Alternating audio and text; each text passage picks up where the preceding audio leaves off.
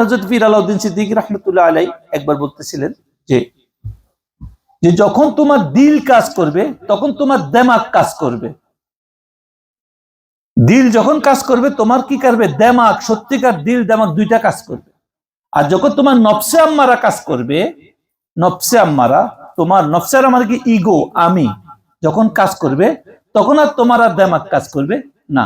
তখন এটা যাই কিছু করবা সেটা হলো কি তুমিত্ব, আমিত্ব দেখানোর জন্য করবা, আর সেটার জন্য তুমি জীবনও শান্তি পাবা না।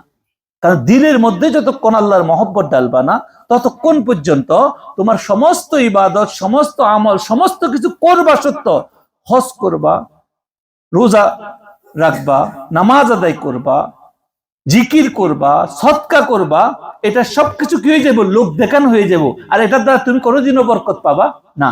আর যখন দিলের মধ্যে নিয়ে করবা কোন ইবাদতকে, আল্লাহর জন্য করবা, তখন তোমার দিমাগ কাজ করবে, তখন সেটা কখনো তোমাকে আমিত্ব দেখানোর জন্য দিবে না, মানে আমি করছি এই ভাব তোমার মধ্যে হয়ে যায়। আর তুমি যখন আমি করছো এটার বিনিময়ে তুমি দুনিয়াতে কামনা করবা না, আর তখন তোমার সমস্ত অশান্তি কি হয়ে যাবো?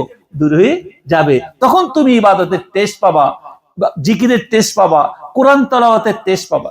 তো আমরা এখানে যারা মা বোনেরা, আমরা যারা একত্রিত হয়েছি, সেটার মূল উদ্দেশ্যই হলো দিল থেকে আমরা আল্লাহকে ডাকা, আল্লাহ পাকের কুরব অর্জন করা, আমাদের নফসে আম্মারাকে খতম করা। আমি পীর সাহেবের কথা এই জন্য বলছি, উনি বলছে দুইটাই তো জিনিস আমাদের মধ্যে আছে। যদি পীর আলাউদ্দিন সিদ্দিকী রাহমাতুল্লাহ বলছে একটা হচ্ছে নফস আর একটা হচ্ছে কলব।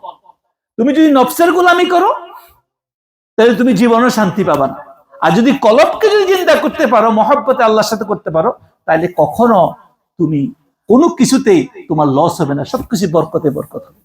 আল্লাহ রাব্বুল আলামিন আমাদেরকে এই সমস্ত বুজুর্গরা দিয়ে দেওয়া ওসিয়ত অনুযায়ী আমাদেরকে আমল করতে তৌফিক দান করুন।